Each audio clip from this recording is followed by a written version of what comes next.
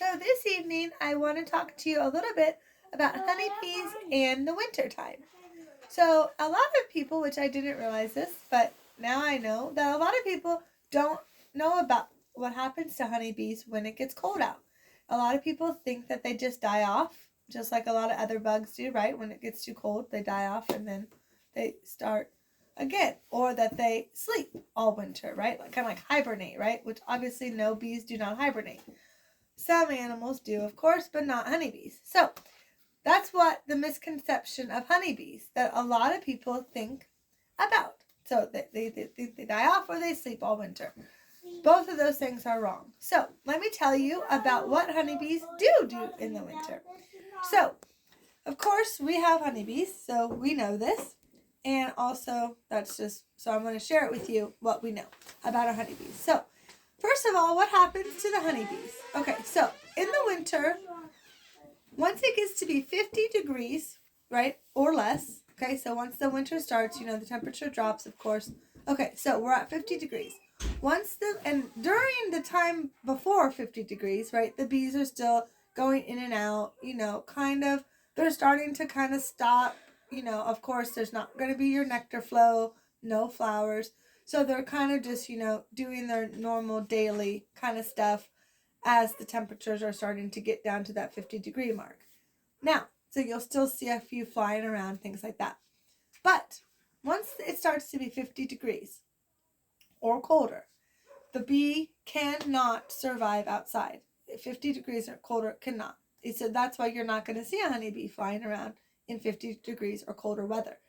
What happens at that point in time of the year, they're going to stay in their hive, and 50 degrees or colder, they're going to start making a cluster of honeybees, right? So in this cluster, depending on how many bees are in your hive, if you have a small hive, it'll be a smaller one. Bigger hive, of course, bigger, right? So what happens though in this cluster? So the middle, all right, so the wintertime cluster of the bees, right? So what happens, and if you want to see kind of like a little example of this, is that if you look back on my channel, just a week ago, I think, we switched out their winter feeder boards, their candy boards. And when we lifted the top off, which is the feeder board, to check the candy to see if they needed a new one, you can see kind of the top of that cluster. So if you want to see what it looks like, check back to that video on my channel. Okay, so anyways, back to the cluster. So you have a cluster, right? Okay, so depending on, like I said, how big it is, depending on how many bees you have. So right now, so in the middle of this cluster is the queen, of course. That makes sense, right? So she's always, of course, number one important, right, of this hive is the queen. So she's in the middle. Now, this cluster, though, so throughout your winter months, she's not at her, like, highest level of laying eggs in the winter, right? She does slow down in the winter, but she does still lay eggs, and there's still babies. So it's about this many, right? Throughout all winter, there's at least this many of the babies, right? So what happens, though, of course, because she's going to lay them throughout the hive. So the cluster moves around depending on where those babies are, and she's always in the middle. So they're keeping them warm, right? So if she laid them on this frame, they're going to be around this. Once they hatch, she's laid them now somewhere else, so now that's going to move, and those bees will come with them, right? Okay, so it's rotating, right? So that is what is in the middle of the cluster, and then all your worker bees are on the outside making it a cluster. Now, they flap their little wings to keep it the temperature that they need. Now, with that, so before I tell you what the temperature is, let me tell you about the bees who are making this happen, right? The workers, right? So they are always rotating, okay, from the outer of the cluster to the inner of the cluster. Because if you think about it, the bees on the outer of the cluster, they're getting cold, right? I mean, they're not getting that warmth because they're on the outer of the cluster. So if they had to stay there, obviously they're not going to make it much longer, and then they're going to end up dying. And that's not what the hive is. That's not what their idea. Their idea is keep them all warm. So they have to rotate. So the outer ones will eventually go inward. The inward ones will go outward, right? So it's just like, think of just like, cluster, right? Think about penguins do the same thing when they're keeping their babies warm. We talked about musk ox doing this to their babies when there's predators around. Cows will do it to keep their babies warm as well. The babies are in the middle of these big clusters or circles, and then the bigger animals, or the worker bees in this case, are always rotating to keep everybody warm and safe as best they can, right? So here you have the cluster of bees, little wings flapping to keep it at that temperature, rotating in and out to get everybody to stay warm and safe, right? Okay. So, and then of course, queen and the new babies are always in the middle of this cluster because they are the most important to this hive, right? Okay. So now to the temperature of the cluster. Okay. So outside temperature 50 degrees or below, of course, depending on where you live and depending on what time of winter. Okay, it's going to be different temperatures, right?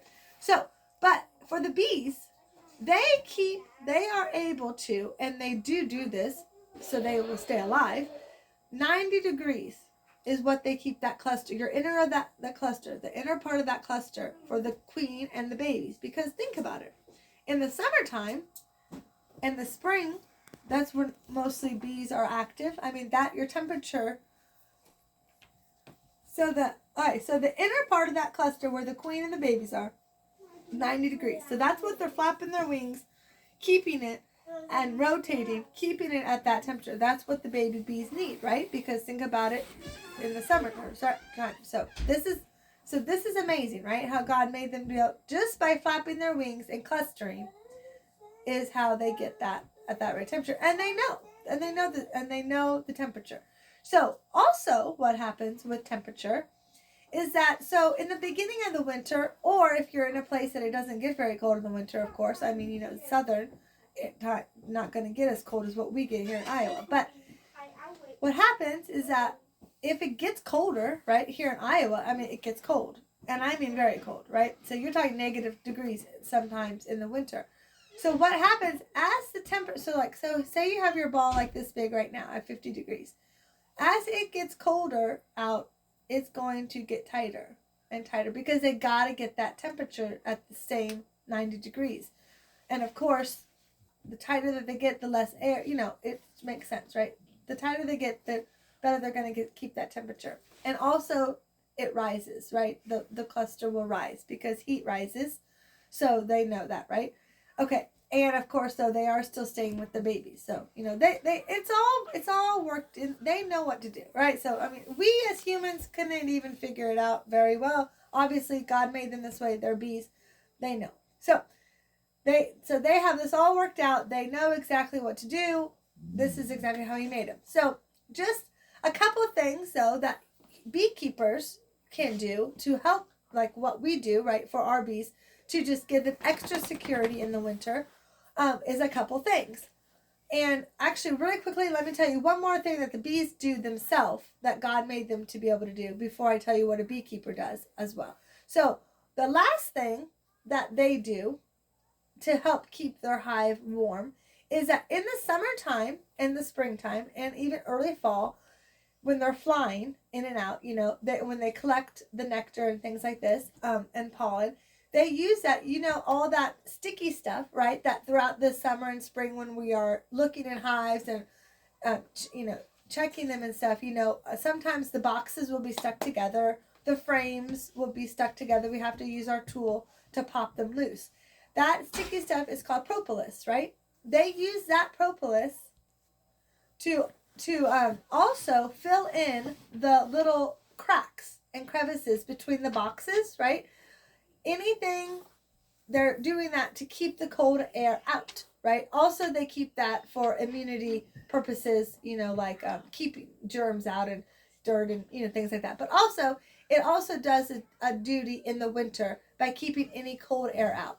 Now, for us, though, because we like to give our bees extra protection, so in between the boxes, we also duct tape it, right? Just to make sure that they have it sealed. And also, on our top feeder board for the winter food, for the candy board, that's why we put the tape around it, because they have not propolized that, because of course, there's nothing for them to make that sticky stuff out of. So that was a wintertime thing. Of course, had not been flying. So we tape it. That is securing it and also keeping the cold air out of it. So I had somebody ask me, why did we tape that? That is your answer, to keep the cold air out. So there you go. So, okay, so we know now that in the wintertime, bees do not sleep all winter. They do not die all winter. Now, of course, you do have your normal dying of the bee. I mean, that's just natural. But they don't all die off, okay? So, bees are still very busy in the winter months. They're not flying, but they are maintaining their hive, right? They're maintaining it. They're keeping it healthy. They're keeping that queen. She's the number one in the hive, because if she dies, then the hive will die. Okay, so the queen, she is your number one. The bees know that, right? So that's why she's in the center of that cluster. That is what is on their mind all winter, keeping her alive and warm, and the little bit of babies that she does lay. Okay, so now another thing about wintertime bees, okay, is this. So the queen, let's go back to the queen now, okay? So now the queen in the summertime, and in the early fall, well, probably not summertime, but probably fall time, she starts doing this, is that the babies, the eggs that she's going to start laying in fall will actually be different type of bee than what she lays in the spring and the summer, okay?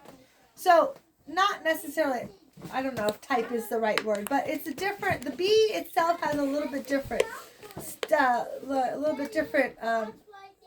I don't know if anatomy is the word.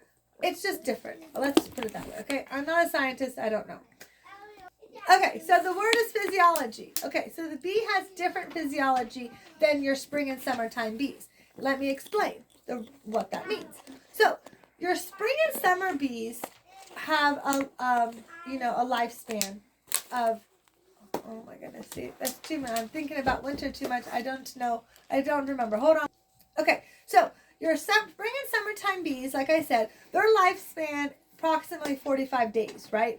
Because they are out, they're working, right? And when you leave that hive and you're a bee, it's not guaranteed you're coming back, right? Even if there's a lot of danger, right? So definitely not a guarantee that you can come back to that hive in the spring and summer once you leave, right? So that changes their lifespan as well, right? So 45 days for spring and summer bees, right?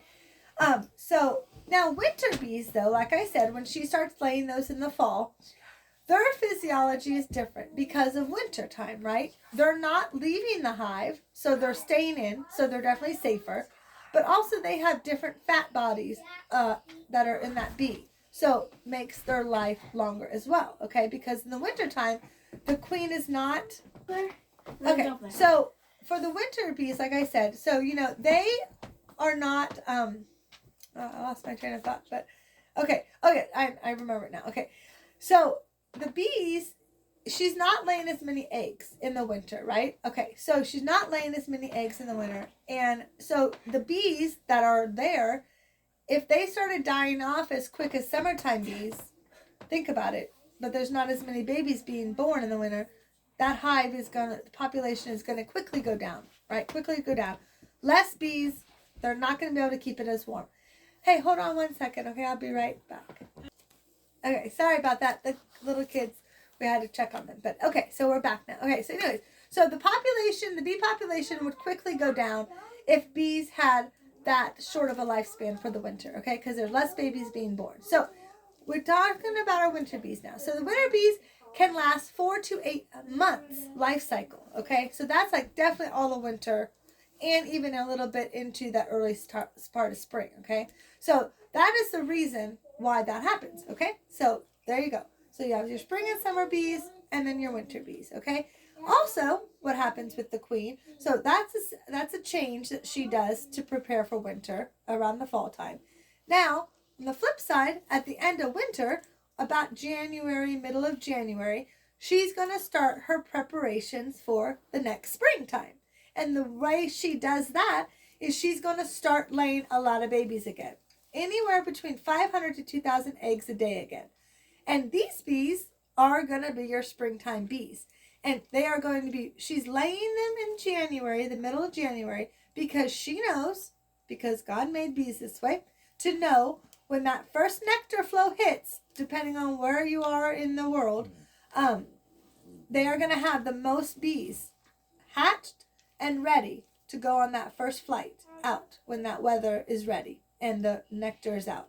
So they are stocking. It's kind of like she's stocking up, right? So middle January, her body changes, and she's like, okay, we got to start preparing for spring. Just like in the fall, her body changes and says, okay, I got to start preparing for winter. Okay? It's the same thing, right?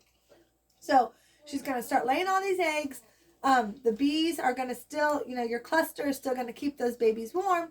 They're still feeding them, it's still, all that's happening. But it's just more of them, okay? And they're not, and they know they're not going to be hatched yet, it's the same amount.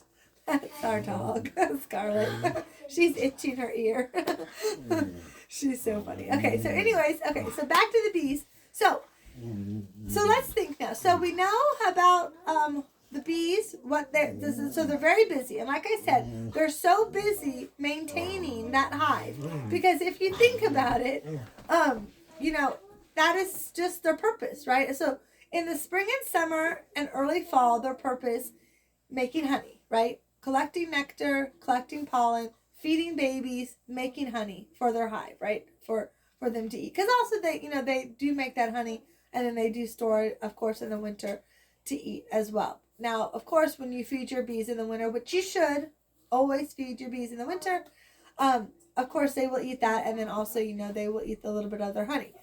So that's good. But their main purpose, all they can really see is feed the babies, make honey. Then wintertime comes, their main purpose, keep the queen and the new babies alive and warm. Okay? That's their main purpose. That way, because they know then, come middle of January, when the queen switches back to the springtime mode, for the babies anyways, then they know, okay, look at this. This is how we get to the next year, to our next season, and it all starts all over again, and they do the same thing, right? So really, it's really amazing how God made these little tiny bees that are barely this big, but they are such busy workers. That's where you get busy as a bee, right? Because honeybees are very busy, no matter what time of year, right? I mean, they do sleep, like I did a video about bees sleeping. So if you want to know about bees sleeping, go back to my channel. And maybe we could link it to this video somehow, so you guys wouldn't have to look through all the videos. I'll see if we can do that. Anyway, so I have talked about that in the past. Like I said, if you want to, just about a week ago when we switched out our winter feed, you could kind of see that winter cluster that we've started. Now, our temperatures haven't gotten too terribly cold yet, so thankfully we're still good. This is the end of December, so I mean, once or twice it has gotten cold, but not steady, So the cluster has been pretty, I think a normal size. It's not tightened up quite yet. Because also, once that gets tightened like that, that's why they stay in there. Because like I said, in the winter, they don't fly. So you're not going to see these bees out in the winter. They won't, because they will not survive. So they know that. And also, that's just what you do. So anyway, when I was talking about beekeepers, how we also help the bees survive in the winter. So let's make our little list. So we tape them, right? We help tape the cracks and the two boxes together and their feeder to keep cold air out. Personally, here on our farm, we put hay bales around the one side of our hives. It would be the west side of the hives, northwest, okay? We put hay bales to keep the wind down, okay? Now, our hives, if you see up my channel and you see in the summertime when we're out there, we have our big white barn that's behind them, so that protects them from the north. Then the west, like I said, we put the hay bales, and then in the front is one of our orchards, so they have the tree. So, they're really protected, but we just give them that little extra protection in the winter. Also, so number 3 here on our farm, what we do to help them is, of course, feed them.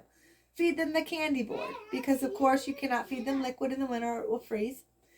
And second of all reason that you want to feed them the candy board is because the ingredients and the percentages of that you use in the ingredients is so they don't have to use the bathroom as much, because they're not flying out, of course, as much in the winter, so they don't want to make their hive dirty.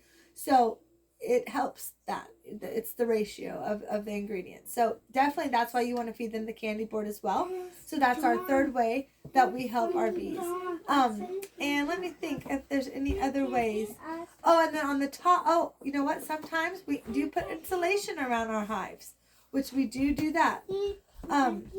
When it gets really cold, like we haven't done that yet, like I said, because it hasn't gotten terribly cold yet, but like probably, within a week or two, maybe 3 weeks, depending on the weather, we have pieces of insulation that we buy and we put on the 3 sides, okay, of our hive. We tape that on there. And then also, let me see. So, and I know we have covered up our screen bottom boards. We did that with cardboard to keep out the cold air. Let me see if there's any other ways. Let me see. Okay, and also one other way I just remembered was, you can see us doing this when we made the candy boards. We put a piece of insulation on the top of that, okay? So that was on top of and then the candy goes right underneath it. So there you go, another piece of insulation on the top, because of course heat rises, right? Okay, so that's keeping the heat in. Okay, and then another way is that the candy board itself that we make them, it helps suck up the moisture, because you don't want moisture in your hive in the winter, of course, because that would make the bees freeze. That would be terrible. There's another reason why you don't feed liquid, because that's moisture. So this candy board kind of like absorbs the moisture in the hive to keep it drier. And also, our last way here on our farm that we help them is there's the little opening at the top of those candy boards, and that helps, because you do still need ventilation, right? You would think maybe, well, you're taping it all up, the bees have done that on the inside, you covered up the bottom, you don't want any air. Well, that's not quite true. You need a little bit of air, because you need circulation, because also that helps get the moisture out, because you need air, right? So if it was all covered up, no way to get out, that would get damp and it would make them freeze. So you got to have circulation, but yet you have to have the cold air protected as well. So it's kind of like, it's definitely like a science, right? You have to really kind of get it just right. The bees themselves, of course, God made them that way, so they got under control. But as beekeepers, it's our job to help keep the bees, right? Keep the bees, right? That means we have to help them, right? To our best ability. We're not as great as they are, because they're bees. But, as people go, we can do our part in helping them in the winter as best as we can. Now, you don't want to just leave them and let them fend for themselves. You really want to be considered a beekeeper. I hate to say that, but it's true, okay? Because of course bees, feral colonies, they do it themselves. They don't have a beekeeper. They make it, probably, not all of them, but, for the majority, I would say most of them do make it. But when you're a beekeeper, you want to help your bees, because they're your bees, right? They give you that honey in the spring and the summer, and the beeswax, and so you definitely would want to make their life as easy as it can be in the winter time, because that is their hardest time of year, of course, right? So definitely please do all those things. If you do have bees, I will write the list on the description of what you need to do to help your bees make it through the winter to be successful. And let's see, then that's about all with winter bee stuff. So please subscribe and put a thumbs up and leave comments if you have any ideas or what you do for your bees in the winter. Thanks for watching, and God loves you. Bye.